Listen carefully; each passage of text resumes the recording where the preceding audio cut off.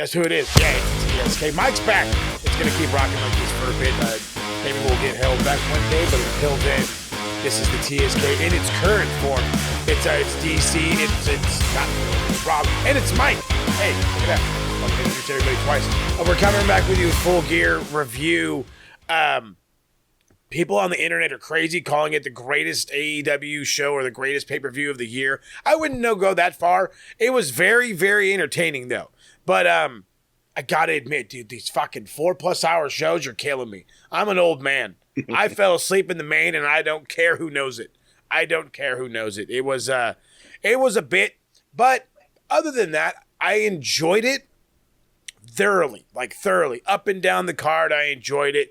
You could argue some stuff. There was a couple of things maybe we said like the finish should have happened a little sooner than it did.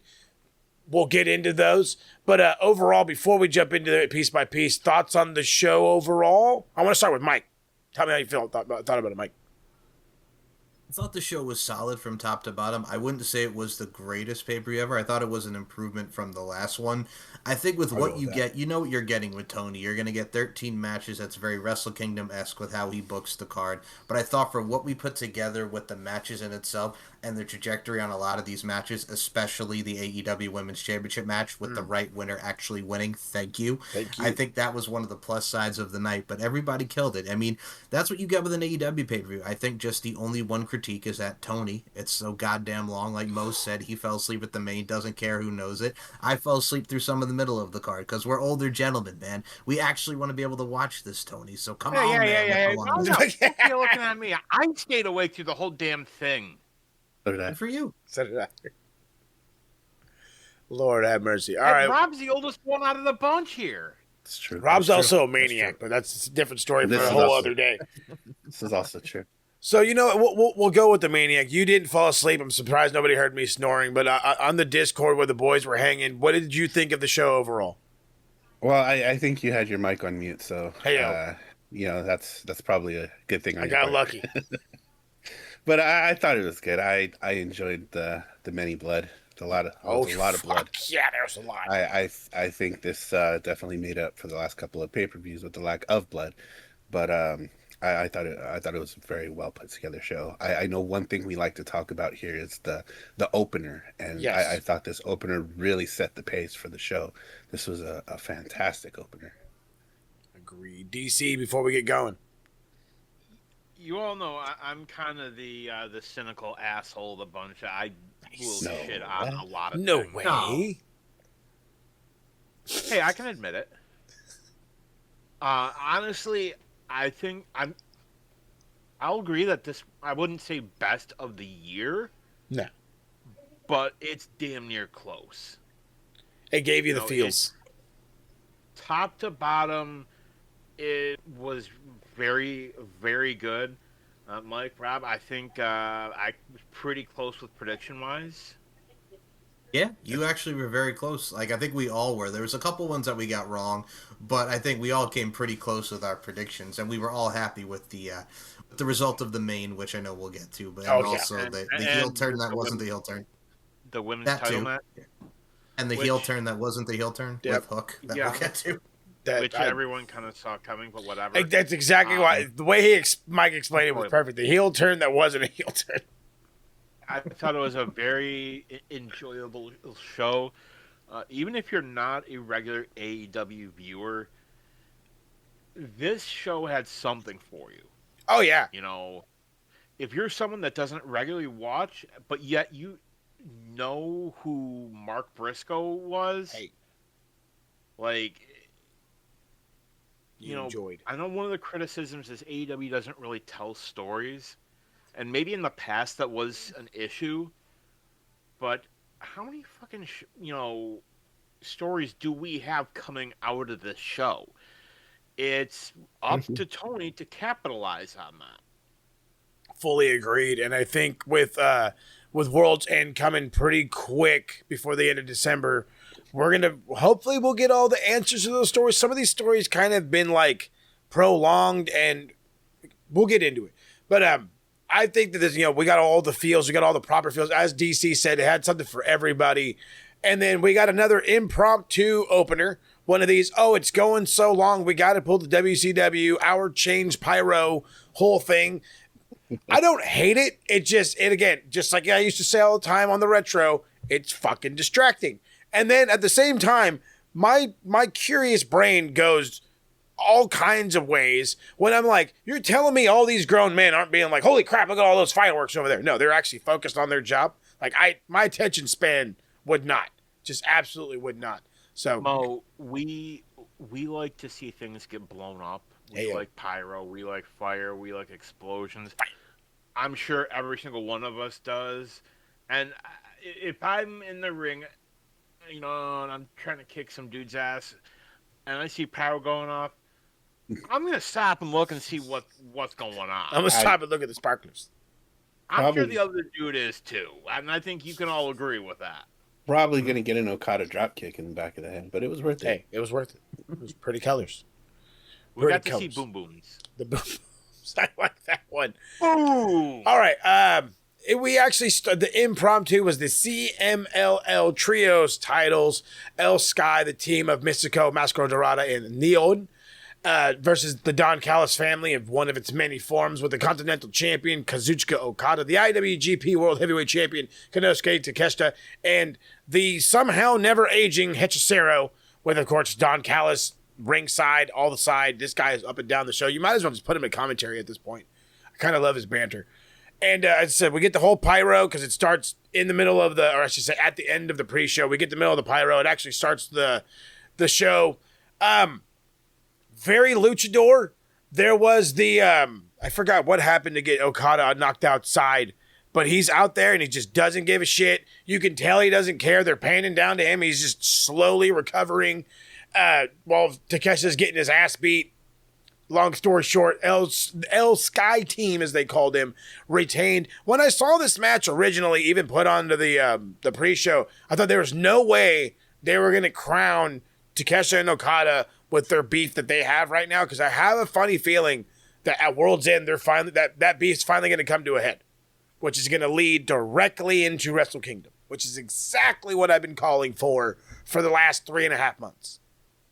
Yeah, because we got Continental Classic, and we now know that they're both going to be in it, along with Kyle Fletcher. And Kyle Fletcher. So I know the culmination of that is usually at World's End. So if that's where we get our Okada to catch the blow off, that's going to be it's going to be pretty good.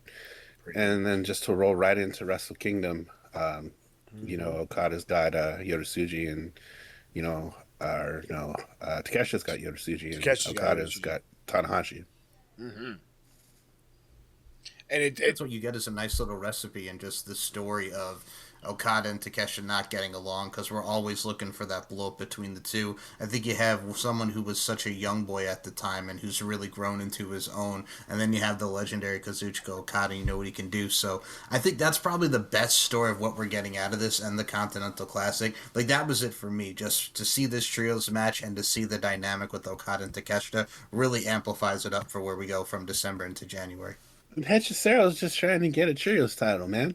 Yeah. I know, but I'm just saying. That's what I'm saying. He has to be in the middle. He's stuck in the middle. He's caught in the middle, smack dab in the middle, like some chips. Needs to do a spell or something. Little alchemy or something. Do you see anything for this?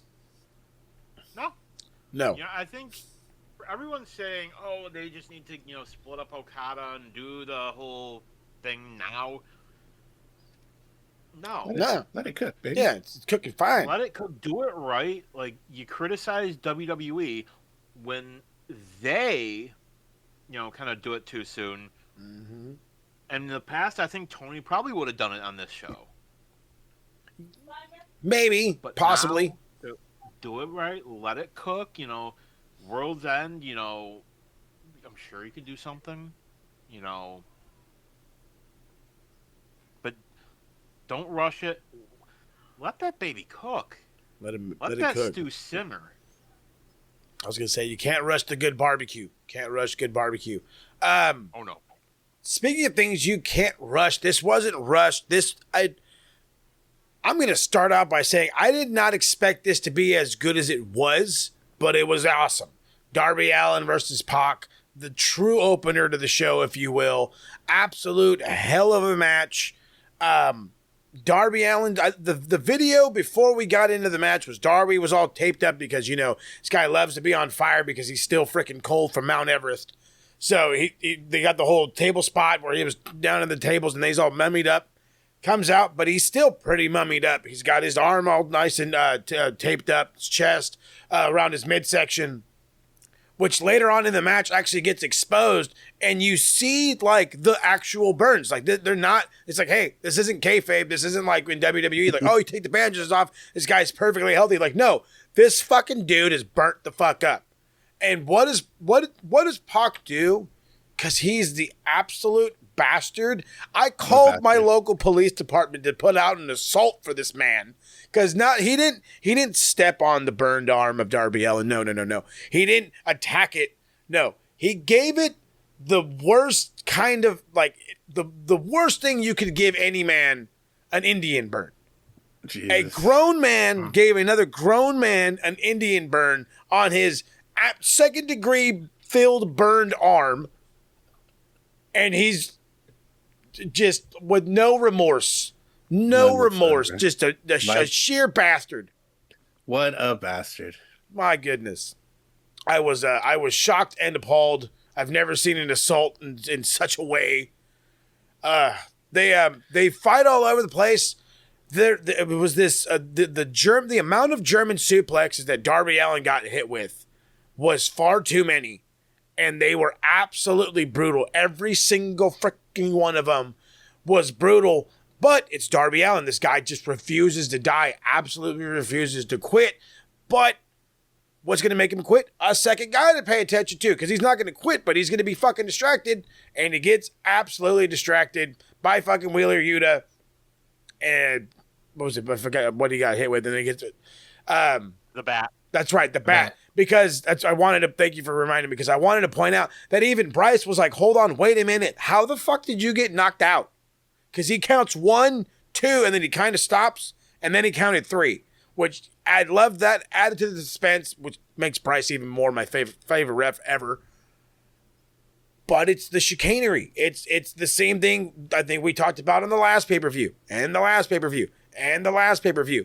When it comes to the Death Riders, they can't win clean. They just can't. It is like it's in their contract or something. We're not allowed to win clean. Has to be fuckery. We have to have the numbers, and somebody has to get screwed. That's how it has to go. Isn't that how the NWO worked? Yeah. I'm so glad I didn't have to say it this time. Yeah. And that's the perfect explanation of it, is someone called the fuckery department. And I think it's one of those things where when you look at something like Pac and Darby Allin, my personal love for this is it's 2 AEW OGs from its inception in 2019 to where we are now. We've seen both of them grow, and I mean, these two have great chemistry, and I think a lot of people forget, because they always see him do the crazy stuff and the stunts and everything, like lighting himself on fire, the skateboard and everything, that Darby can actually wrestle. Like, he actually is a very good wrestler. So I think what we saw between these two, give me some more of it.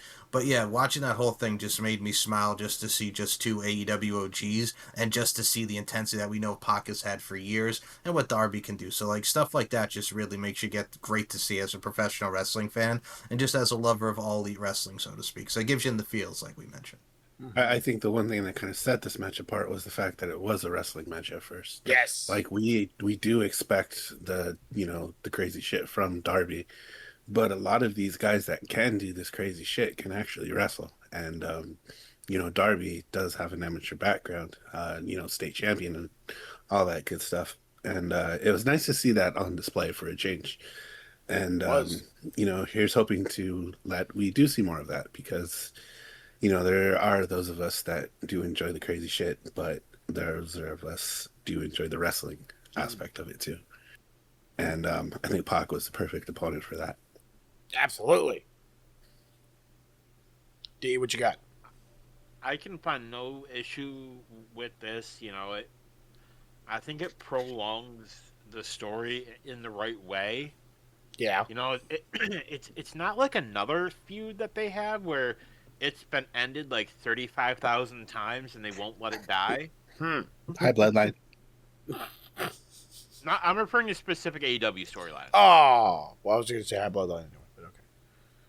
But Bloodline is that whole company is Bloodline right now. 100%. Surprised we don't have it on SmackDown yet.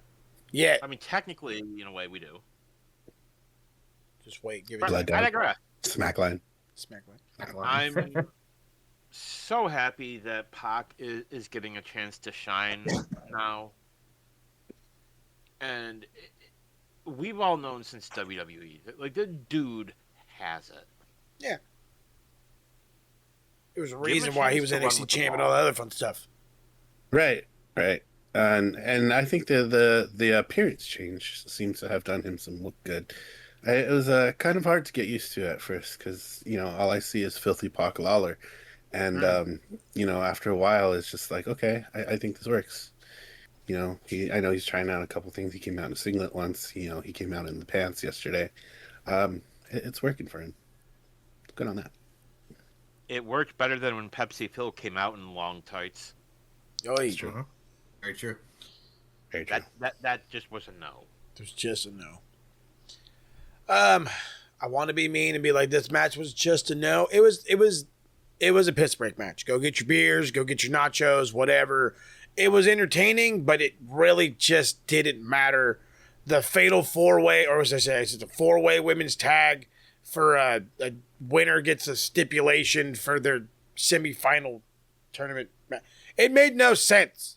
Why would I need a stip for my semifinal? What if I don't win my semifinal? Why not would you have it for my final? So at least then if I'm taking the risk, I'm taking the risk for the fucking whole thing, not for a shot at the whole thing. Michael Larkin, how did we get here? Oh, I love this part. Oh, he has the inhaler. Okay, so we needed to have a fatal four-way tag to decide the stipulation. Why? I don't know, because we needed to get these all amazing women on this thing. Why couldn't just wait and spread it over the week to have these semifinal matches and continue the tournament? No, we're just going to have a Kavorka. We're going to have a potpourri. We're going to have an accoutrement. We're just going to have a cornucopia, if you will, of women out there doing the damn thing and showcasing their stuff. Why not? Just why not is what I say. He's like Hillary Duff back in the Metamorphosis days. Tony Khan says, why not? Boom. So with that being said, I will say this first and foremost. I love the timeless time bombs. Yes. I love them. I love the love bombs. I love what they're doing. I think Tony and Mina have that entrance. Everyone did their thing, but for me, I think the only thing I can say for this, besides the match was entertaining, like you said, Mo, I think the best part is you knew who was going to win, just because these two are so over like Rover, and if you need a babyface team to really go into the semifinals and possibly the finals, it's them. And don't get me wrong, I love me some Babes of Wrath as well, but I think the hilarity between those two, let's effing go, is what I say. Thank you, Michael Larkin. Perfectly said. Perfectly said. But yeah, no, he was right. We knew from the jump it was gonna be they all had their gimmick. Let's give them their spotlight for a second. They all had their fucking gimmick. It was the Sisters of Sin, even though Julia Hart was cool. Julia Hart. Is you see the one that was hurt? Sky Blue was. Sky Blue's hurt. Okay. It was them. It was the Babes of Wrath. It was the Timeless Love Bombs and whatever the fuck Marina Shafir and Mega Bane were.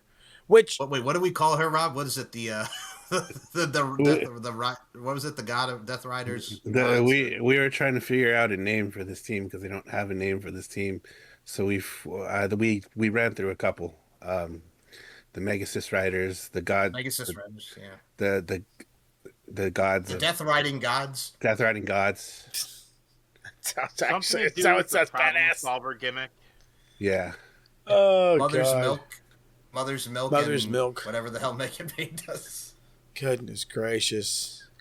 You don't know me, great goddess. But you do know me. Well, I apologize. I honestly will say this right here, right now on this show. Marina Shafir, I sincerely apologize for everything that I said, because she killed it in blood and guts and everything. I got nothing bad to say anymore. Bag of dicks when we get to the national championship, I will. But yeah, no. Marina Shafir, I'm sorry. I'm sorry. Yeah, no, I think apologies You all do know around me. for her. Yeah, she was. I mean, she has improved a bunch. I think she has definitely got into her own. This tag thing is gonna probably work for her. I don't know for how long though, because my main question when it comes down to that is I understand everybody. I understand the time bombs.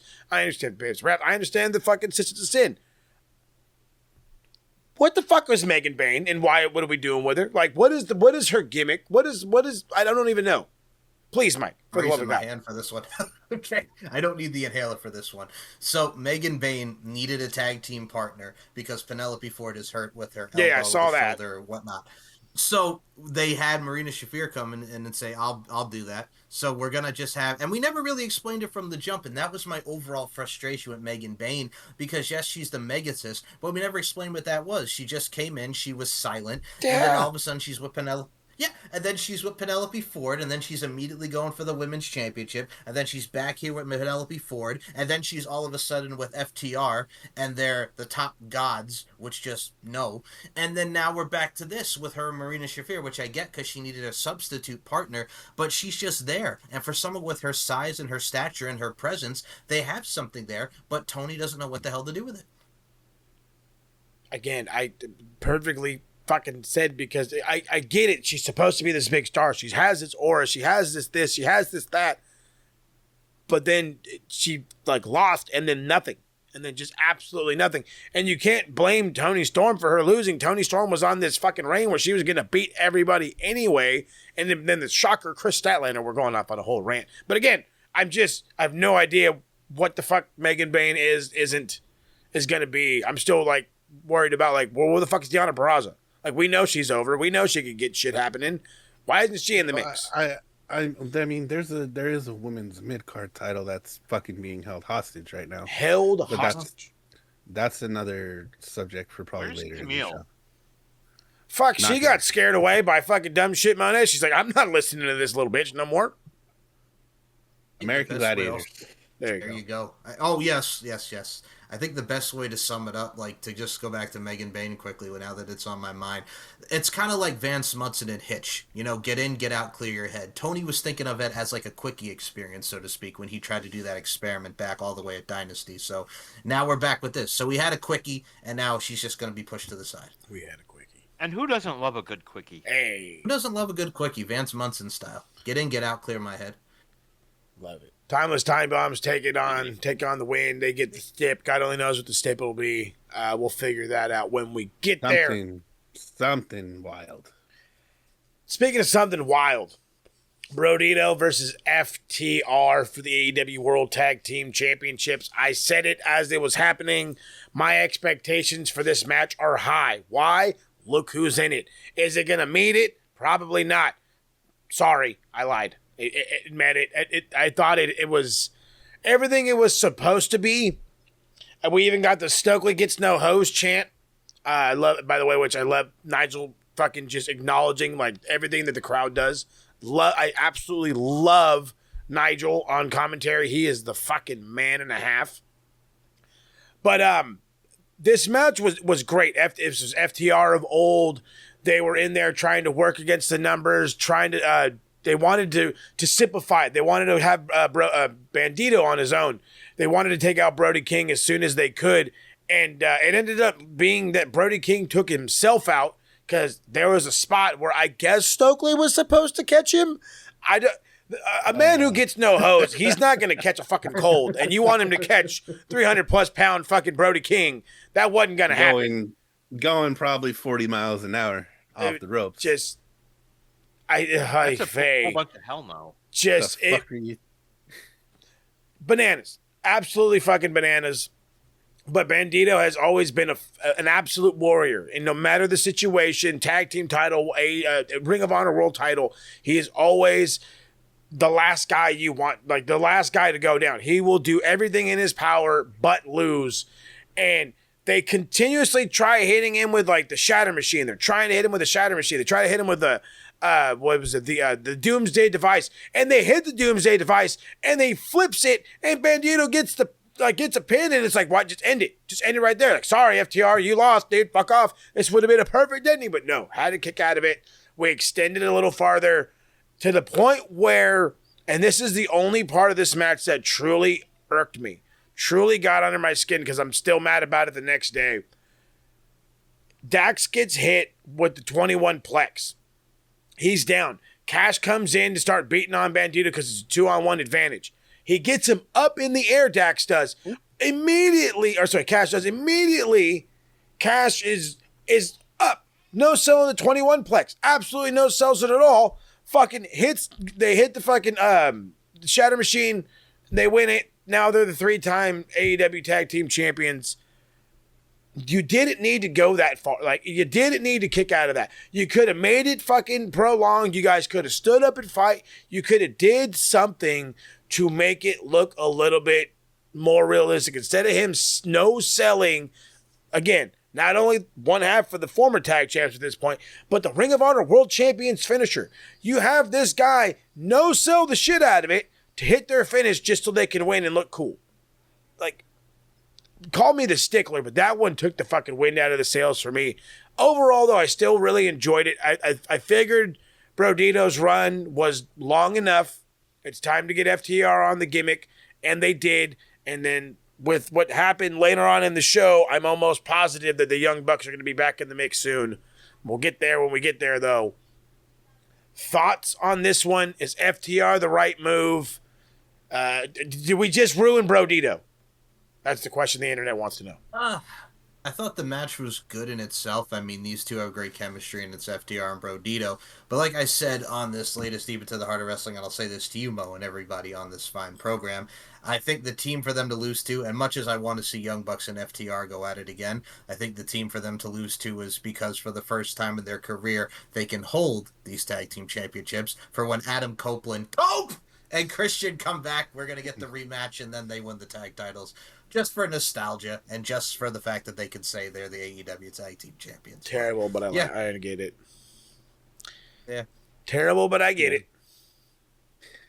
Yeah. To kind of get to your point, we did have high expectations of this match, but the expectation was kind of iffy as the match was going on. But thankfully, it did deliver. As far as this ruining Brodito, I don't think it ruins them. I think this gives them an opportunity to kind of go back into their singles runs for a while, because what I tend to forget, and I just remembered yesterday, that Bandito is the Ring of Honor World Champion. So he's definitely got some business to attend to in ROH. And my hope is that Buddy is coming back, and Buddy and Brody can come back and, go on a tear. But if that's not the case, Brody chasing the TNT title sounds pretty nice right about now. But, that's neither here nor there, considering we do have a new champion. But I thought the match was fine. Dave, what's up? I think you're selling Brody short. Okay.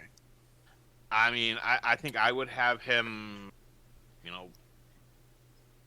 work him up to put him on the main. Yeah. We know he can hang. Yeah. What worries me, and I don't want it to happen this way, Bucks are 3-time champions. FTR are now 3-time champions. It's the obvious way, and I feel like that's the way they're going. But you now have other tag teams available. You have Jurassic Express back together. That you could do the story there. And our dad. And our dad. Yep. It's going to be Dad and Cope. Dad and his buddy. Hi, Dad. Hi, Dad. Hi, Dad. My problem with that lining is, too, because since Nick Wayne hurt his leg, the fact that we still haven't even finished the Christian Cage Nick Wayne story. So that's like I said last time, he gets an eye for incomplete. It's not for the fact that it's not his fault that he's hurt, but since Cope is also going to film some stuff, it's one of those things where now he has to go back to Nick Wayne, and whenever that happens, we don't know. But is I think is Nick Wayne still TV champ? Yes, in Ring of Honor. Yep. Motherfuck. Hey. Okay. Yeah, I don't know. That's just my thing. I think that with the tag division, my whole thing with FTR, it's not that, again, love them from the NXT days to now, but it's the pairing with Stoke. And the fact that we never got an explanation as to why him and Statlander broke up still irks me to this day. But it is what it is. And he ain't get no hoes, and he ain't got no love for them hoes. Facts. All the facts in the world, He's yeah. short. He's bald. He gets no hose. It's all true. It's all true. Yeah, no, I'm still like indifferent about Stokely. I get that they needed the heat. They needed somebody to really turn on the heel for them, but it's like, you guys know what to do. You guys have done it before. It shouldn't have been a big deal. But they made it a big deal. He's trying to act like then Dax is trying to act like Bubba Ray Dudley with the fans, like it's 1997 ECW, and I'm like, dude, do you really need to do that? No, you fucking don't. Not at all. So, Casino Gauntlet match You're not gonna outdo Bubba Ray Dudley in that time. You're not. Just don't even try. That was one of a kind, especially back in the ECW days. The Casino Gauntlet match for the inaugural AEW National Championship. It looks just like that one, but instead of saying television, it says National Championship. So, way to steal the NWA belt. I mean, I'm not mad at him. I'm just saying, Like it. I know, I'm not. No, I love it. I kind of want it. Don't get me wrong. I do. I think it looks awesome. It's very nostalgia, but it's like the national title was a red belt with the USA on it, and like that's what the national title was. I figured we'd get one of those. Instead, we get a revamp of the NWA TV title, very historic title. I'm not angry. I just want to know when it goes on sale so I can buy me one. Speaking of buying me something, I guess maybe I'll buy me a ticket to one of these shows. We got to see Bobby Lashley and Shelton Benjamin start this thing off. Two men. We talked about Darby Allin and even Pac at this point with an amateur wrestling background. Pac is the former Idaho State champion. You have two men in here. One of them is a two-time All-American. The other one's is one-time All-American. One for the Army, one for the Minnesota Wrecking Crew with his former partner, if you will, Brock Lesnar. I'm in the media for the wrong reasons. But we won't talk about him until next week. They started out. They actually got wrestled a little bit. I actually was surprised that they were. I kind of figured they were just going to stand there and wait for some other dorks to come through, and then they'd figure it out. But got a little graps in. That was kind of fun. And then everyone's favorite dickhead, and I mean it when I say it. Everyone's favorite dickhead, and even to the point where like even Bobby and Shelton were like, "Fuck, why this guy?" Which was perfect, by the way. Ricochet. He comes out, and he always has a microphone. Always. I remember when everybody bitched and complained that this guy couldn't talk, couldn't cut a promo, couldn't this, couldn't that. He still can't, but now you're not mad when he grabs a microphone. It's going to be a fumbling, stumbling bit of hilarity. It's madness, it is. It's utter fucking madness, this guy. At least he didn't fucking shout out to the Eagles again, thank God. But he goes in there. Gates Agony are behind him. He goes after everybody that's in there, including fucking MVP on the outside, hitting him with the 5 booms, hitting him with the fucking microphone. It's 5 booms. What's up, AJ? I can't stand him. I can't stand him. He's just an asshole, but I love him. Finally, he's just in there hanging out. And then it's, I want to say the fourth was, who did we get? Who was the fourth? Claudio. That's right. Claudio comes in, and it's him and Ricochet, and he's like, "Hey man, it's no big deal." Claudio is just absolutely chucking Ricochet. Now, granted, he loves to jump in the air and make it look easy, but I'm sure he had no problem strength-wise throwing him everywhere. And then we got, and I have officially dubbed him Mike's favorite guy in the world, which we all know it's not, but it's going to be a nice fun. The official bag of dicks, Danny Garcia. With the, again, I still remember me, making these basketball shorts, my gear. I want to say it was, 2K17 or something, okay? I remember it was dude, these are so cool. These are so cool. They look so stupid on him. They look so stupid. It says DG. The first time I saw it, I thought it said BG. It's like he's... Stop you for a second. Go for it. Oh, my God. Okay. I'm so glad you mentioned that. I was about to say, as soon as you thought that, my mind went back to the days of when I was a kid, like 12 years old, 11, 12 years old. One of my favorite games I used to have on the PS2 was EA Sports and everything. NBA 2K3 with Allen Iverson on the Yes. cover. And one of my favorite things I used to love to play in that game was the street ball, where they're having the shorts and you get to play this side, the red team, the blue team, and all that. That's what he reminded me of. He reminded me of like an NBA 2K3 create a character, and you're out there playing street ball with like Chris Mullin of the '90s West All Stars and the '90s West All Stars and all that stuff. So I had a flashback to NBA 2K3, or if you even want to big it up a little bit, he's like the kid in the backpack with the basketball and story mode of NBA Ballers, phenom, but not as cool. Yes. Oh my God.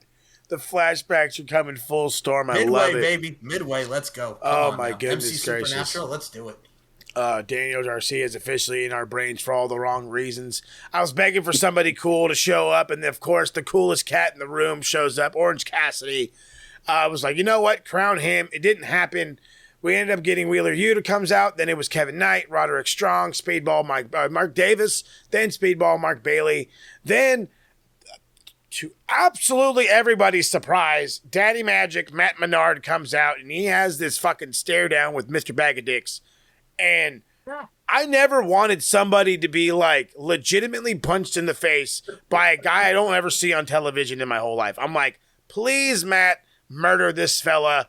They have a back and forth. I'm sure it's going to turn into a feud that's going to be exclusively to fucking Collision, but it is what it is. Mark Davis goes on an absolute tear. Then it turns into, was it Claudio comes in, lays him out. There was meat chants. Bobby Lashley and Benjamin finally jump into it. It turns into a massive slugfest. Cassidy hits Davis with the orange punch. Ricochet takes one. Yuta flies in, gets with a knee. It's a whole bunch of crazy nonsense. That's when the fucking nerds come in. Kona Leona and fucking whatever the other fucking name is. They come in, fucking destroy everybody. Pretty much present Ricochet with the national championship. It's the right call. Okay, it's the right call. He just annoys me. He's just annoying. That's what it is, dude. It's like the same reason why everybody is like, to go in the football realm. If I'm on the max, I'll go to the footy before we go to American football. It's like when everybody always used to say, it's like, why do you hate Tom Brady? Because he wins so much. Yeah. But why? That's just it. That's just it. I just don't like him. That's just it. I think he's an excellent player. He's probably one of the greatest of all time. Whatever. Like, you can chalk him up all you want, but I just don't like him because fuck you for winning all the time. Yeah. How do you win 12 Super Bowls in 14 years, you motherfucker? Right? And Ricochet, how do you go from being this dude who got kicked out to all of a sudden you have literally taken over the MJF spot. Quite literally taken over the MJF spot. I don't want to say people don't miss MJF because trust me, if you look on TikTok, every single one of them was expecting him to come back in the main event. It wasn't. You've taken his spot until he comes back. And then I still think you're still going to be everyone's favorite dickhead. Absolutely. Did you see Ricochet got into it with Jim Cornette on Twitter? Yes. Yeah. You know what it is too, and it was good, like that discourse as well. But I think when you look at someone like Ricochet, you see the internet online discourse in the IWC was just about, Ricochet, he goes from WWE, AEW, and he's in the same exact spot, meaning he's holding a mid-card championship. I think if there's anyone to hold this with how annoying he is and just the overall verboseness of his character, I think it definitely works with him. And I think when you think of someone like Ricochet, like he's finally getting into his own with the heel character, talking himself up. He's got the Demand with him, which is still a dumb fucking name, but all right. But it's one of those things where they actually have a final place for him, and I think the matches you're going to get with the guys like the Kevin Knights, with the guys like the Speedball Mike Bailey, you have some fresh matchups that they can work with, and I think the only other thing, too, is you have Daniel Garcia, and I'll mention Bag of Dicks really quickly. See, what happened was on Collision when Daniel Garcia called Matt Menard a loser and the fact that they split away from the Death Riders after Daniel Garcia got John Moxley in his ear for 2 weeks, so now we're going to have a one-on-one match, probably at World's End. Let's go, pre-show.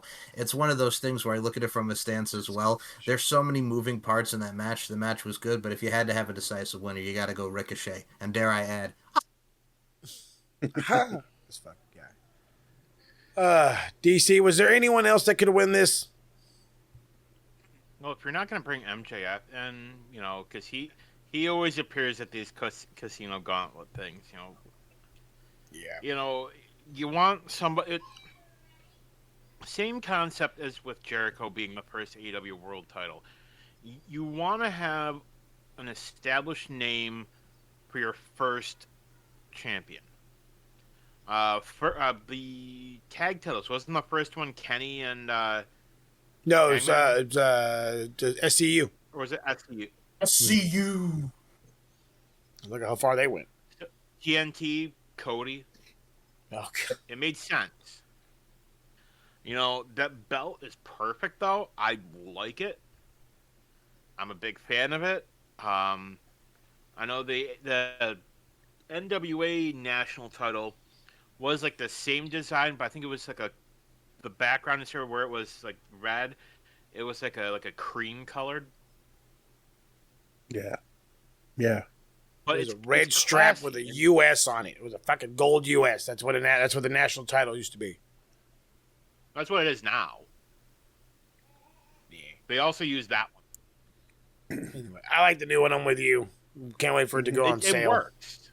It does. And I think Ricochet, people giving shit about the gimmick, these are the same people that gave Christian Cage shit for the dead dad shit. Look how well it's worked. It worked. It still works. Now, 6 months from now, could Ricochet be in a similar situation? I could see it. Or he's in the main title picture. Why not? The best gimmicks, and you can all back me up on this, the best gimmicks are the ones that occur naturally. Look at... They didn't rush the Stone Cold gimmick. It happened naturally. Mm-hmm. The feud with Bret, then the King of the Ring, and then it developed naturally. What? What? So I could see it. I could see Ricochet being, that kind of, Christian Cage type where he's insanely over in 6 months. Yeah. I could easily see that and be okay with it. Yeah, like I said, his momentum has been building slowly but surely as the months and months and months have gone on. Even with the faction behind him, it's gotten better. The feud with the Hurt Syndicate has definitely helped. And now he is absolutely getting that push. The national title will do him good. I'm sure after this, we'll be clamoring for him to either be TNT, if not heading his way up towards the main title picture. Speaking of main title picture, has nothing to do with it. Jon Moxley versus Kyle O'Reilly. No holds barred. Jesus Christ. Just talk about I like bleeding. This one started so. And I have to take a breath and relax for a second because it scares me so. Thinking about Jon Moxley running around with a fork. This guy he's a fucking maniac. He's a maniac. They're in there having a wrestling match and they're like, it's kind of MMA based. You kind of feel like you're watching was it Bloodsport or whatever. And then all of a sudden, fucking Marina Shafir hands this guy a fork, and it's all over. It's over. He's just stabbing him. He's on the ground stabbing him. He's trying to stab him on his hand, on his face, on his on his back. He rakes his back with it. I'm like, you're just disgusting. Absolutely disgusting. I could not. Surprised he didn't stab him in the ass cheeks or something. It just got bananas. He did stab him in the titty. He did stab him in the titty. Absolutely. Titty master. Titty stab. Tried to scrape his nipple off. It was it was a bit. That's for damn sure. It was a bit. And then they started trading some submissions. Turns into an absolute battle. These guys were just fucking chucking hands at each other. There's this, I don't know where the fucking chain came from, but there's this curb stop on a chain by Mox because consistent shout outs to fucking Seth. Gotta say what's up to my boy. The ankle lock looks so vicious every single time Kyle O'Reilly applies it. And I've said it before, and I'll say it 100 times. There's one thing in the world. You can stab him. You can run him over. You can hit him with a wrecking ball. You can set him ablaze. Jon Moxley won't quit. You put him in any submission hold, fucking ball game. Fucking ball game. And sure enough, that's what it is. It's the ankle lock. He's wrapped around it. And Moxley is fighting as if he's drowning in the Pacific Ocean. He's miles away from shore. I will not live. I must quit. He's just out there flailing, and he gives up. Kyle O'Reilly picking up a massive win against Jon Moxley, who, by the way, is on an absolute downward spiral, and all signs are pointing to Claudio Castagnoli eventually taking over for him in the Death Riders. I mean, that's not going to make Mox a face, but maybe he'll just go away for a bit. Absolutely brutal. Set the standard for the brutality for the rest of the night.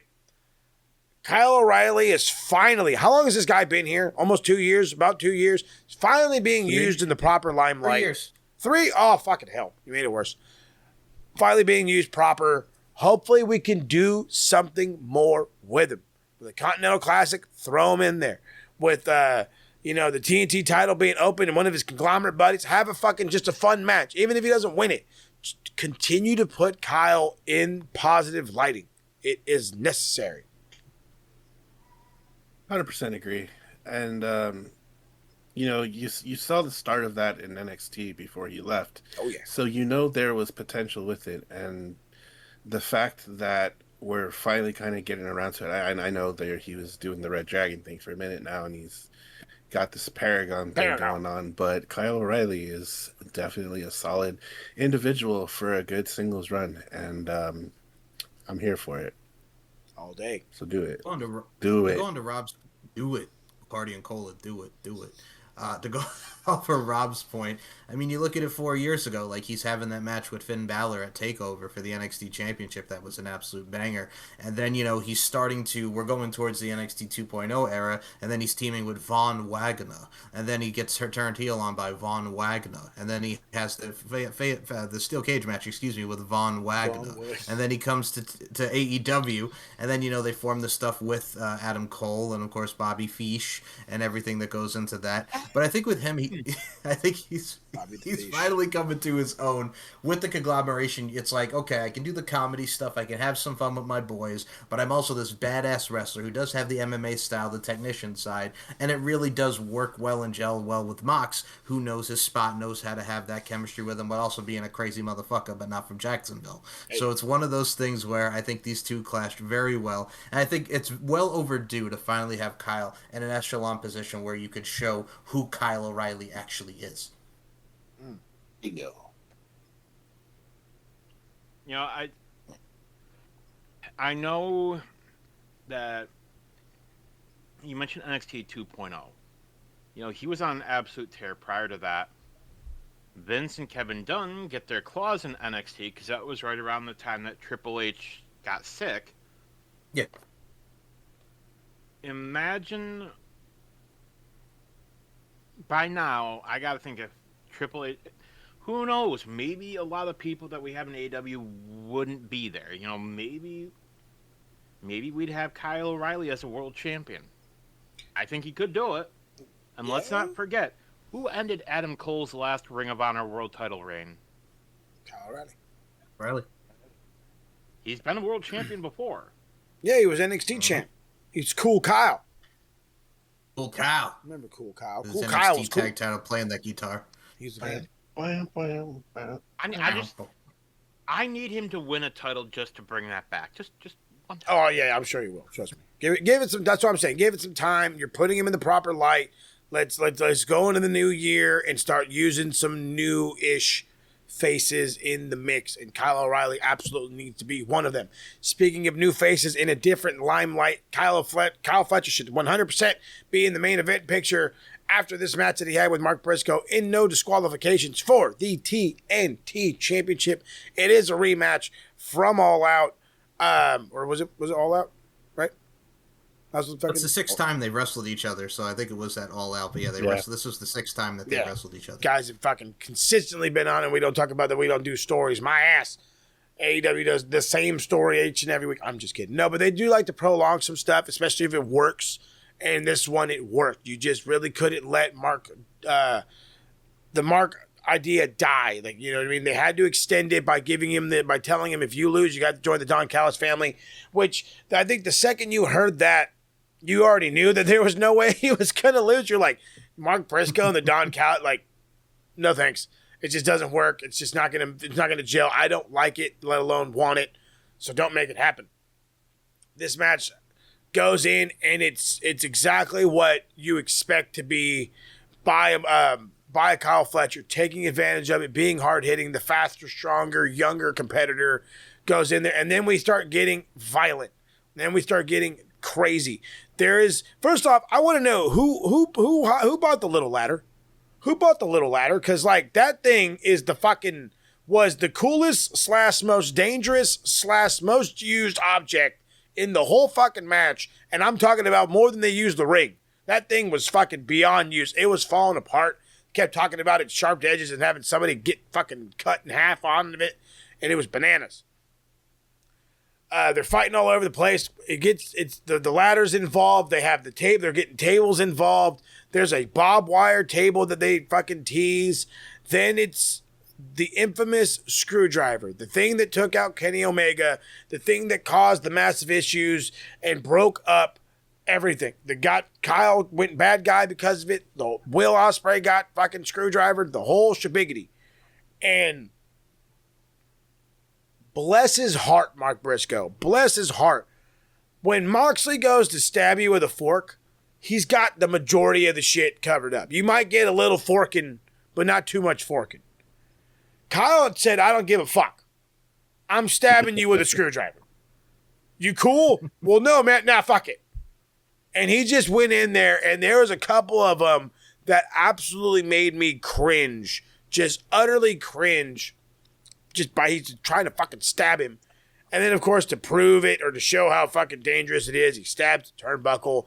And then there's a spot where he flips the screwdriver up so the tip of it is pointing in the air. And the idea is he's going to take Mark Briscoe and he's going to hit the brainbuster right there on that screwdriver, pretty much impaling him, making it ball game over. It doesn't happen. He ends up getting out of it.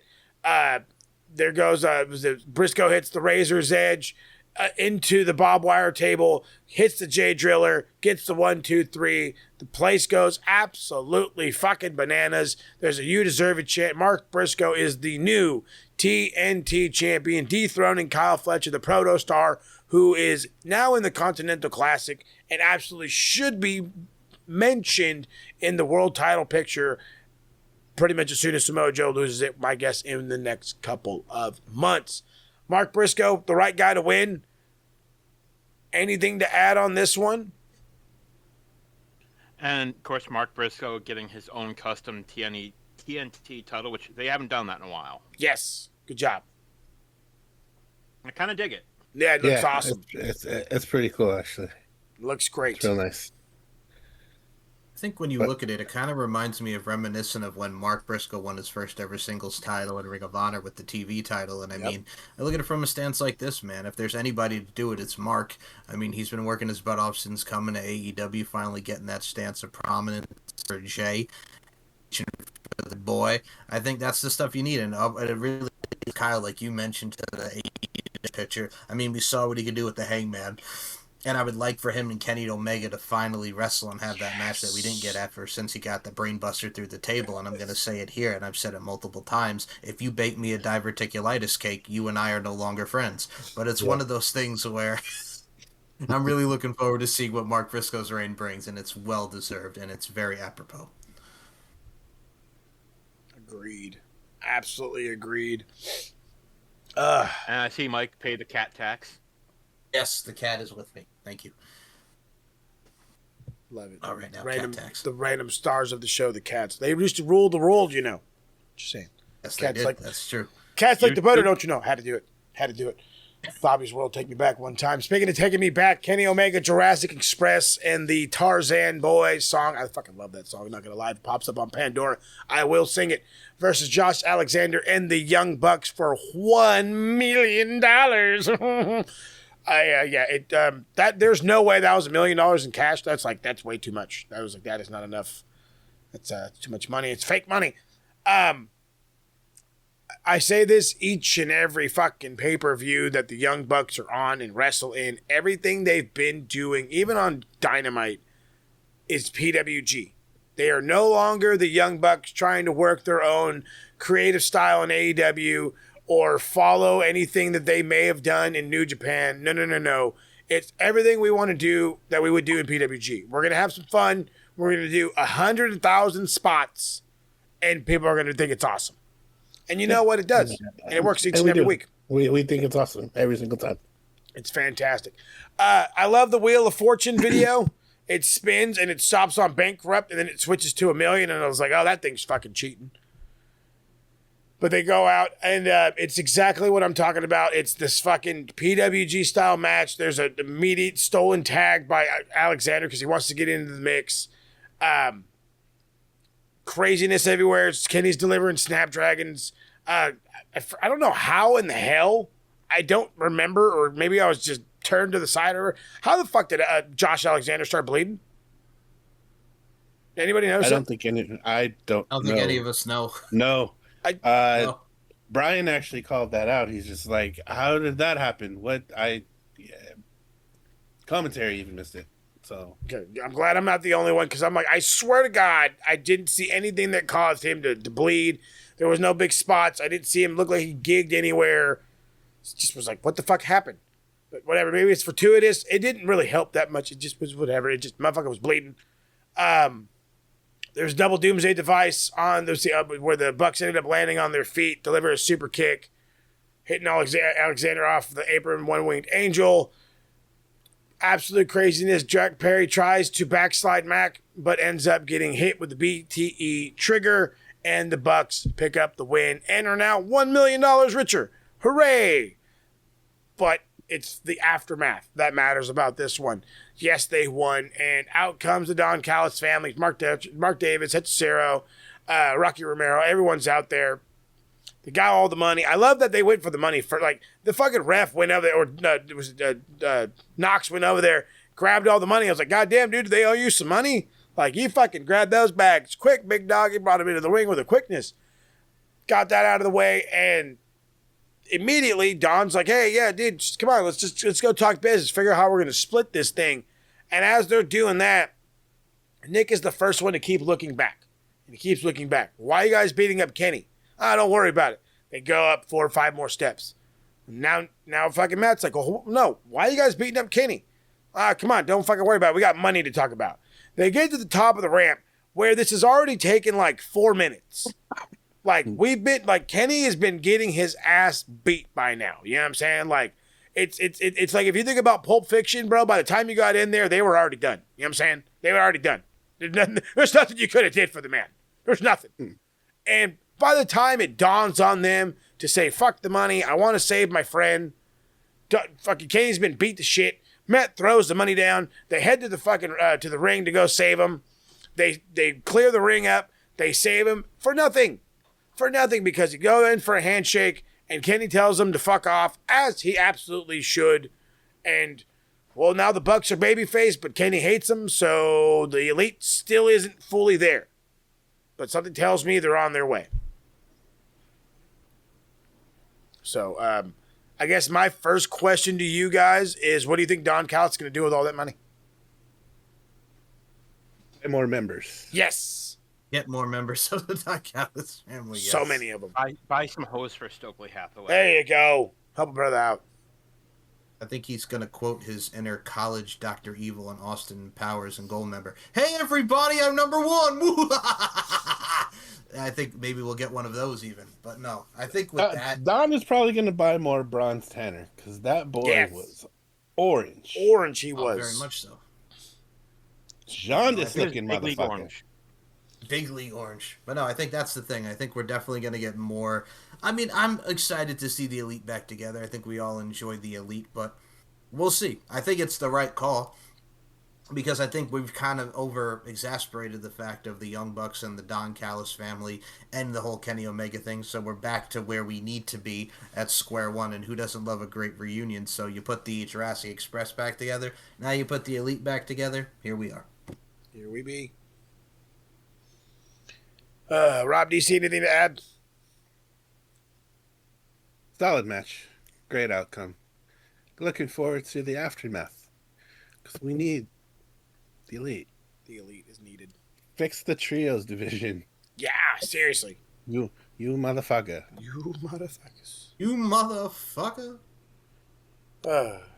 D, anything? No? No, just Dr. Evil in it. I like it. All right, let's get into something that I know everyone's going to talk about and everyone's got something to say about. Chris Statlander versus the TBS champion Mercedes Moné for the AEW Women's World Championship. The inevitable, we thought was the inevitable, was going to happen. There was she's got 13 belts, right? Something like that. First off, the fact that she's got that many belts, there's all those goons to fucking hold on to them as she makes an entrance. First off, you're wasting talent. And then the fucking, my biggest question, and even Rob will agree with me, who the fuck was that massive guy on the end? That fucking guy looked like he would eat Powerhouse hops.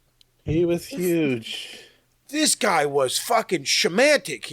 I couldn't believe myself. It was ridiculous. He was. Eclipsed the guy behind him. Yeah, it was crazy. You couldn't see the 5 people behind this man because his wings were just he was fucking wide. That was a big fella. So I hope he got a fucking contract just for the sheer look of him. Goodness me.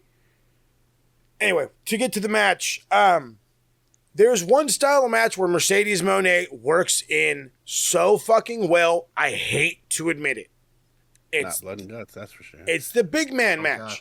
It's anytime she faces the quote-unquote giant opponent, where she plays the little person getting squashed, who can get thrown around, who can get this, who can get that. That's exactly what Chris Statlander was to her. She was the giant to whatever the fucking Mercedes Moné's little person was. It was entertaining. For one of the first times in a long time, I was entertained with a Mercedes Moné match. However, don't ever fucking go past 3 amigos again. You went to 14. I gave up after 5. I went and got a soda. I stopped giving a fuck.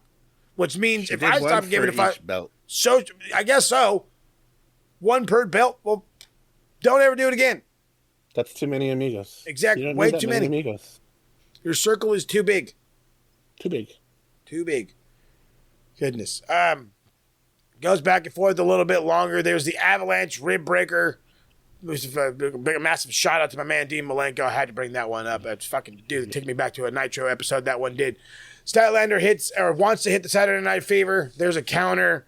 There's the seatbelt attempt. That's for 2. I love these fucking not package pile drivers, but these roll-ups. I thought they were awesome. There's a package pile driver. Mercedes gets her arm on the rope.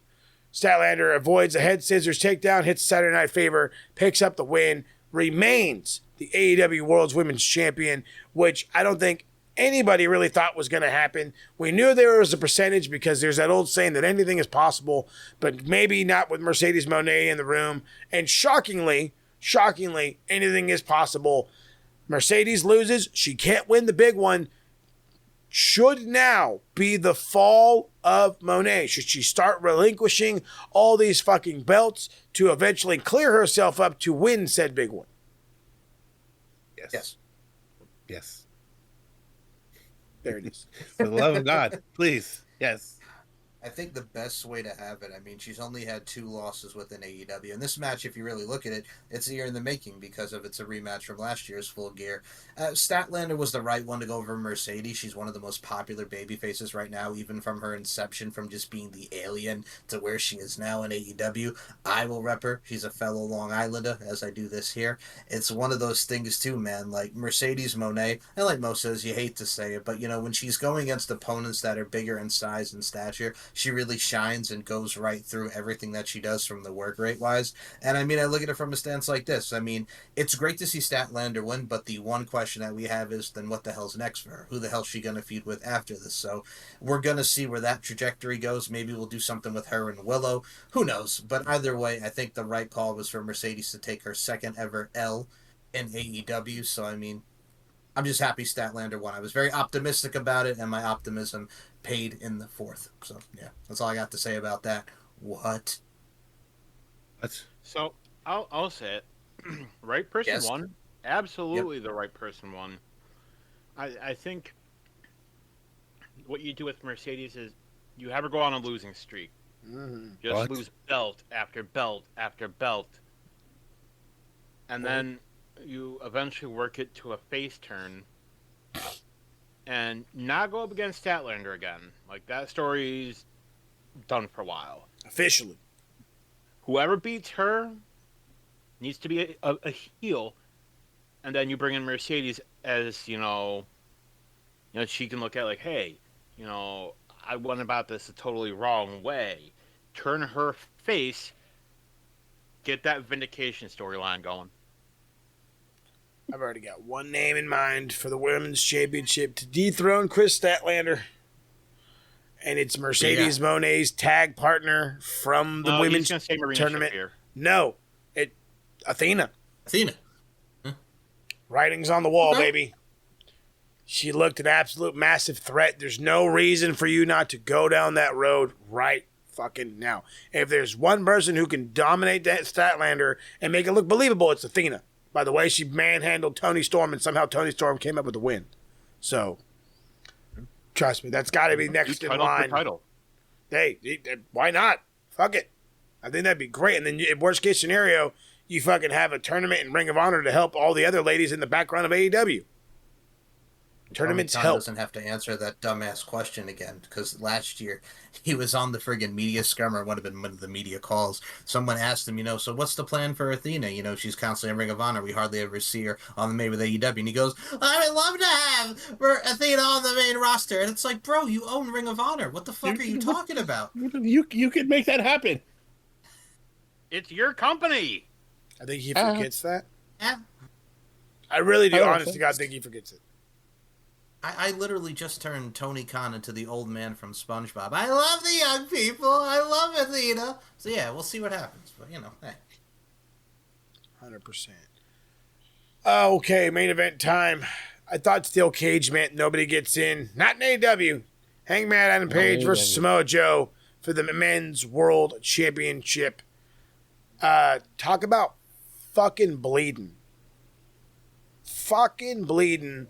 And then I had to do my research on this because I wanted to get it right. And for all my nerds out there, they're going to understand why I did this. Shout out to Red Dead Redemption. I want to say they stole the theme from that for Hangman Adam Page. It is not going to be his theme all the time. It was a thing. It was one time. Don't fucking stop. Knock it off, internet. Knock it off. Tony Khan paid some money for that. Yeah, he fucking did in half, boy. And furthermore, as soon as Hangman came out to that, I was like, yeah, he's losing. Yeah. And I knew he was going to go down hard because that specific one was from Red Dead Redemption 2, which is a sequel yet a prequel. And with those games, the main character dies. Dies, baby. So I heard them just like, is that? Yep. That's it. Yeah. I heard the music. I was like, well, okay then. Alrighty. And you saw me even put in the chat. I was like, yeah, Hangman's losing. Yep. And trust me, we'll get to it. So the match starts out with them just beating on each other. Hangman's taped up from all the brutality he's dealt with over the months. He's battered and bruised like every true world champion should be. And I want to say it was Joe getting slammed into the cage within like 2 minutes, and then he turns into Eddie Guerrero. Because he's leaking. And it's one of those ones we talk about all the time where it's like, oh, you hit a vein. No, this motherfucker hit the vein for sure. Because he's doing this and it's still doing this. And even to the point where the commentators are pointing out that the blood's running down his face so fast, wiping it does nothing. And it's exactly what happened. The brawl keeps happening more for a little bit. Page backflips out of a German suplex. Sends Samoa Joe into multiple parts of the cage. That's when he gets him into a Kohina clutch. And then of all fucking people show up, Katsuyori Shibata. I've talked about Shibata being a bad guy, and it's just hard to fucking really for it to sink. I don't like it. And I don't like it. He comes in, he causes a distraction, and then to add to his now bad boy persona, let me clarify, he's talking shit to the fans in Japanese. which I'll give you a good job on that part. But that's about it. That's about it. And then Eddie Kingston comes in and takes Shibata out of it. And that's when Joe runs into the referee and Paige hits a fucking dead eye and he counts to 1,000,000 and obviously the ref's not going to wake up. And then Powerhouse Hobbs, who I swear to God was taken out. If I'm not mistaken, not but 3 weeks ago, they were like, his guy is out of here. Like, he's not whatever. He comes in, rips the chain, which, by the way, good job. Good job. Does that, makes the whole fucking thing of it. Comes in, but he gets hit with the exposed buckle. Then there's a fucking buckshot again to Joe. And that's when Hook comes in. He's trying to wake up the referee. Paul, wake up, Paul. Like, he's dead. He's not going to wake up. That's not how this works. He's dead.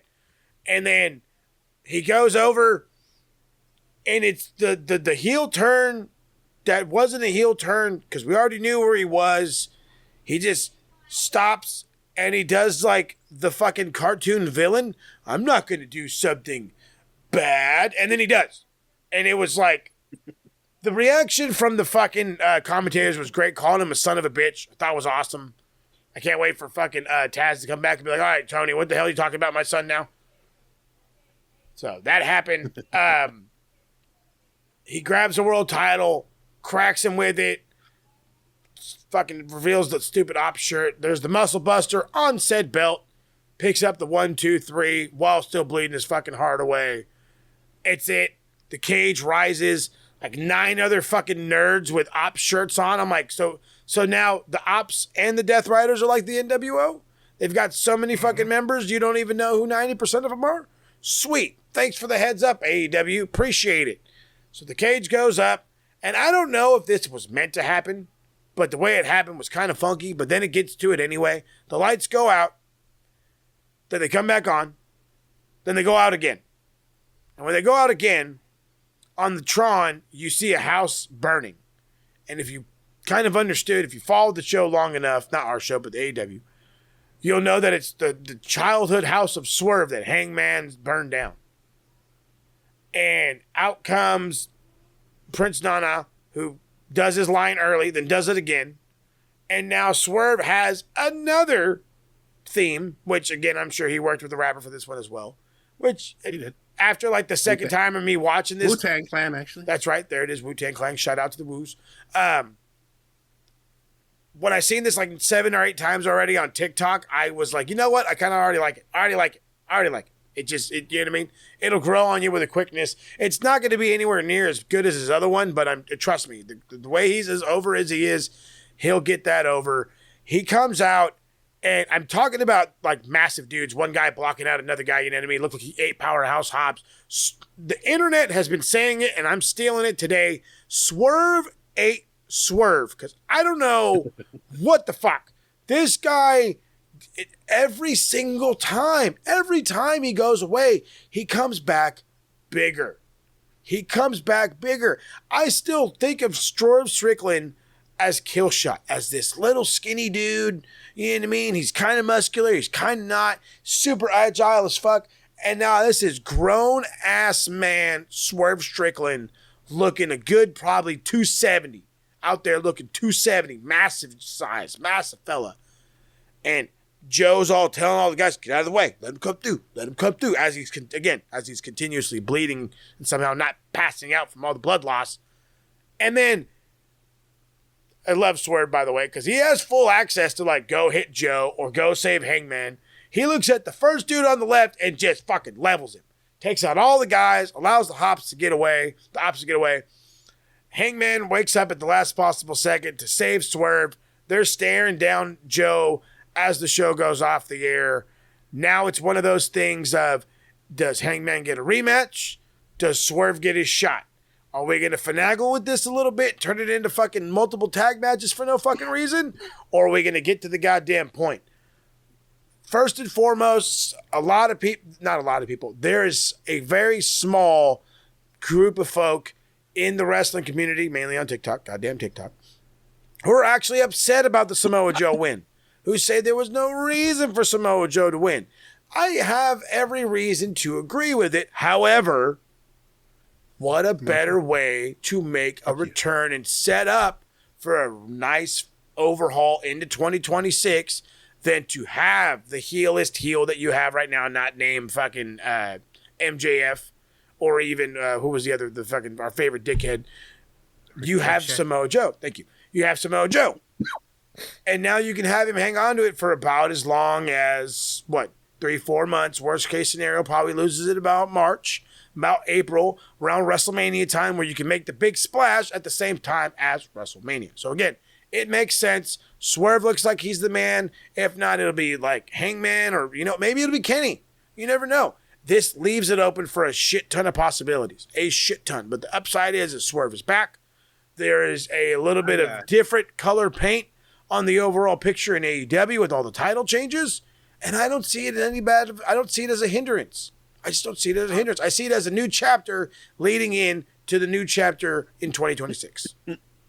I'll take this one first, if I may, gentlemen. Please. Some of these people, same people that are bitching about Joe winning, right, saying, "Oh, they did it just because he's retiring." They had no problem with Cena winning the 17th title just because he was retiring. Bingo. Y'all had no problem with John Cena winning the IC title for fuck all reason. Yeah, fuck all. Like, pick your fucking battles. This does not need to be one of them. Joe is going to be around for a little while longer. He said he's probably done sooner rather than later. He probably has like another year or two. But realistically, Cena wasn't going at the level that Joe is. True. When was the last time Cena wrestled a match like this? Long time. Couldn't tell you. Case in point, Joe is competing at a whole nother level, and I don't know how he was able to stand. With as much blood as he lost, you suppose he's had his tetanus shot yet? That ring was covered in fucking blood. The ropes, the mat, that random post. Shit, they're going to have to fucking just shred that mat. I hope Hazmat was in there cleaning that up. Get your double gloves on. Mm-hmm. Tony probably was on the emergency. Hey, come on. I need my arena cleaned up. Hey, yeah. Clean up the blood. I love you all. Lordy, Lord. Boys, anything else to add? So, I enjoyed the match in my own right. I think the right winner won. I think we're probably going to get a 6-man at the next pay-per-view with the Ops against Eddie Kingston, Swerve, and Hangman. I think that would be kind of cool to see. And then we get towards a World Championship match towards the beginning of the new year. I like the whole dynamic. I mean, the hook turn was a turn without a turn without a turn. I got to say, I hate that fucking music, but I guess it suits Hook. Fine, whatever. Go back to the old theme because the old theme was badass. And this one just sounds like, nails on the chalkboard. It's very Frank Sinatra-esque, so to speak. You know what I'm saying? I got no problem with Old Blue Eyes, but, I'm just kind of like, all right, you had this badass theme. Whatever. It's not action Bronson. Come on. No, come on, man. Get it together. Get it together. Represent for your city. Tough titty Miss Kitty. Go ahead, Rob. I'm sorry. Yes. No, I just wanted to add to your point because I agree with you 100%. The match is fine. I thought it was more than enough. I see people complaining about Hangman's run, and it was fine. Hangman's going to get more opportunities with the belt. It's fine. I see people complaining about Samoa Joe winning. It's Samoa Joe. Fuck you. Seriously. People bitch for just Samoan Joseph. You gonna go tell him to his face that he shouldn't won the title? Probably not. Nope. He will kill you. Yep. Quite literally. Like I said, those are the same people that were fucking fine with Cena winning a title just because. And if WWE were to put one of their world titles on The Rock, they would have no issue with it. I'm one of those that I was cool with the Cena thing. Cool, why not rock with the dude, the whatever. And in this one, I'm in the same boat. Why not go with it? Why not keep it going? You obviously don't have the amount of heels outside of, again, maybe Kyle Fletcher and Ricochet, if anybody else that's going to compete against Hangman as far as being a heel. No, You put on a heel now, and now you got all these faces that have a shot at the world champion. And you can have all these good matches because, again, it's Samoa Joe. It's not like you got him in there with some fucking jerk-off who's not going to have great matches with everybody. No, Joe's going to have killer matches with as many people as willing to go to work with him. And trust me, there is a plethora of them. There is a plethora of them. 100%. Lordy Lord. All right, well, that's it for Full Gear. Like I said, we're maybe a month away, maybe a little longer than a month, maybe 5 weeks if we're lucky, for Worlds, and AEW's coming hot and heavy. Next Saturday, Sunday, whatever. Next weekend. Thank you, sir. Next weekend, we have the Survivor Series War Games. I can't do it loud. We're just not regal. War Games! That's close enough. We got it live. We need Jazzy to record a clip of him doing it. We really need to. Just make it easier on my life. Just play it in the background. Live from sunny San Diego, California. The Petco Stadium has already been taken over and remade over for the land of WWE. The canopy has gone up, as the people have been saying all over the internet. Can't wait for it, and that's when you know your boys will be returning, because we'll be definitely covering that one. And so far, I want to say it's only 5 or 6 matches. Cena's on it. His ex is on it, which you already going to talk some shit. I know I was going to talk some shit about it. Only 4. I'll take only 4 matches, because we got 2 War Games matches. No, 1 women's, 1 men's. Mm-hmm. Yeah, so. And we got Cena and Dominic and Stephanie Vaquer against Nikki Bella. For fuck's sake. The first one, I like it. The second one, no. But again, we'll get into the good, the bad, the ugly, the Survivor Series War Games recap next week when we get it to y'all. So that's it. That's it for us. Like I said, it's called covered. Before we get out of here, let's see what the boys have been working on prior to what we got coming at y'all next week. Mike, since you're doing just absolutely beautiful job being a co-host, hopping on and taking over, doing the substitution game, if you will. Super sub, as we say in the footy world. What are you doing? What else should the folks be watching you on? And thank you, Mo. Happy to join on with you, my brothers. Well, coming up on Max Wrestling's promo series this week, it is myself and Anna J's #1 simp, Stevie Nicks, taking on the TSK for the Max Wrestling Tag Team Championships. What a nickname. I swear to God, the story behind that is he sends me a phone of Anna J and he goes, Mike Larkin, why are you holding out on me on this? I'm like, well, you didn't ask. So yeah, Anna J. He's simping. He be simping. I know. Jungle Boy's a lucky man. Yeah. Watch out for that tree. Anyway, I digress. So it is the Stephen Mike Show against the TSKs, Moses Marquez and Daniel Crimmins, for the Max Wrestling Tag Team Championships promo series coming up. Going to be a fun one. I'm really looking forward to this. A lot of laughs, a lot of comedy, a lot of entertainment, and we all do enjoy the comedy. If you want to follow me on YouTube, it's S&M Network Shows, which features all 5 seasons of Uncaged with myself, Daniel Crimmins, the RWD podcast with myself, Paul Morales, and Daniel Crimmins. Of course, the Wrestling Roundtable with Daniel Crimmins, Robert Davis, Moses Marquez, Paul Morales, Nicola McDonald, and so many great people on that show as well. The Stephen Mike Show, the LFC podcast, as of right now, tomorrow, Rob is going to be a guest on the LFC podcast. We're going to do a watch-along of Danny Moe versus Ray Lynn from LFC 44, Underground Knockouts from Cardiff, Wales. And we also got so many great stuff from pop culture, Shooting the Breeze. Myself and that boy, Jonathan Beveridge, just did an episode of Shooting the Breeze. So that's all good stuff. And again, Twitter is at SMShow1 and MCL92. Instagram's Larkin_92, I'm LarkinMB. Just subscribe to the YouTube, subscribe to Twitter and Instagram, and just subscribe to all these great people, man. I really love what I do, and yeah, that's about it for me. I'll shut it down there. I'm on like a vault, baby, locked down. You gotta check out everything Mike brings. Mike there's a reason why he is known as the podcast machine. There's an absolute reason for it. You can try to compete, you can try to compare, but nobody will do it like Mike Larkin does. Rob, I know you got work with him happening. What else do you have besides the work with him, and I guess include the work with him? So, no, I am going to mention it because actually Mike didn't mention it because I know he was saving it for me.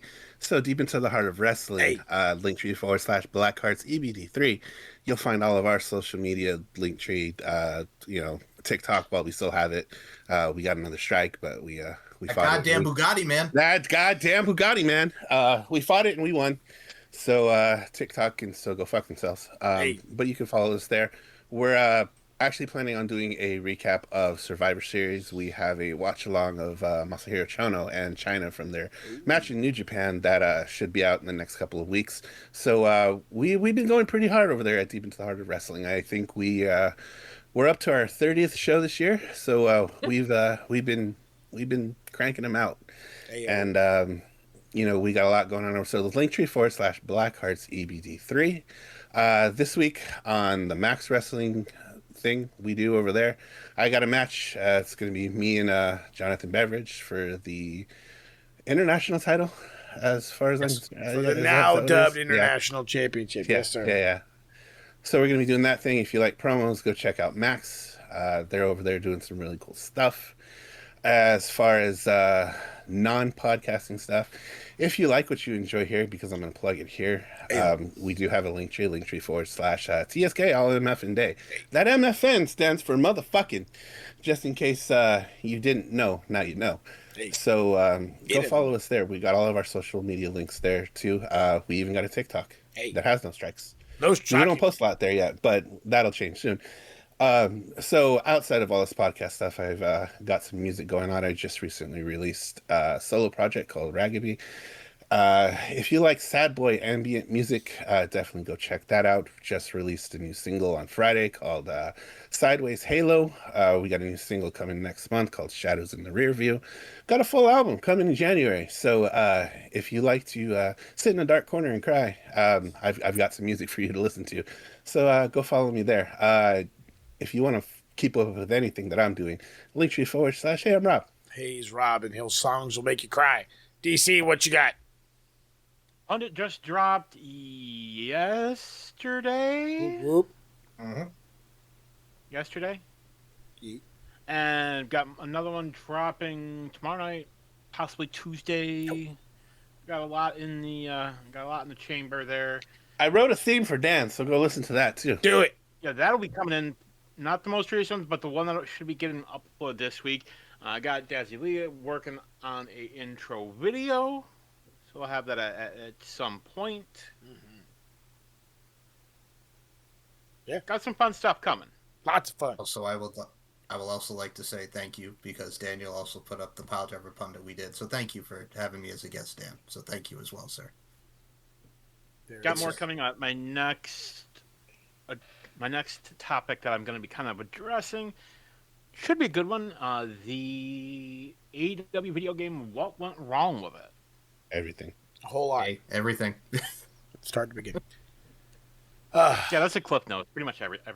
Pretty much everything, yeah. I like it. Love it. And Kenny Omega being too nice. Too nice. Goodness gracious. This guy knows video games, and apparently not his own video game, but that's a different topic for you to cover on a whole other day. But as you guys can tell, these guys are filled with all kinds of content that you should be taking advantage of and listening and enjoying, especially on the SMR network, especially with Rob and DC. They're all a part of it. They're even a part of the Max. And yes, like I said, as Mike has already talked about, as Rob's already talked about, promo series is next week. It's 2-night event, the 25th and 27th.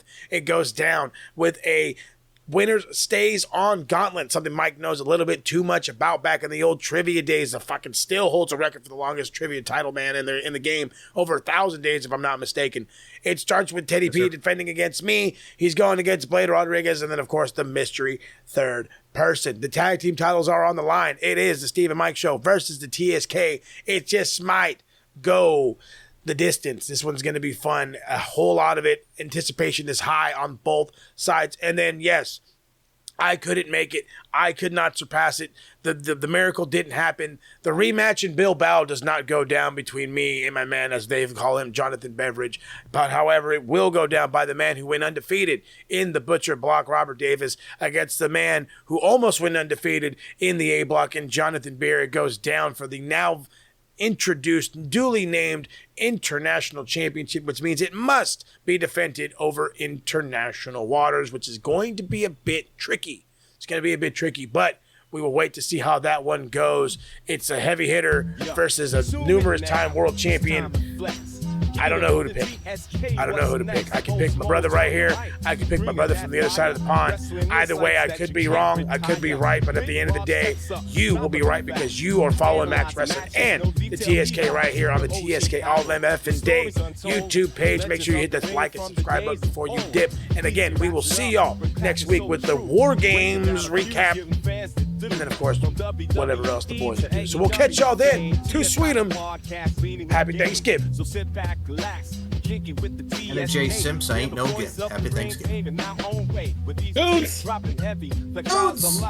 the West Coast vibe, but true can't even thrive. On this vibe.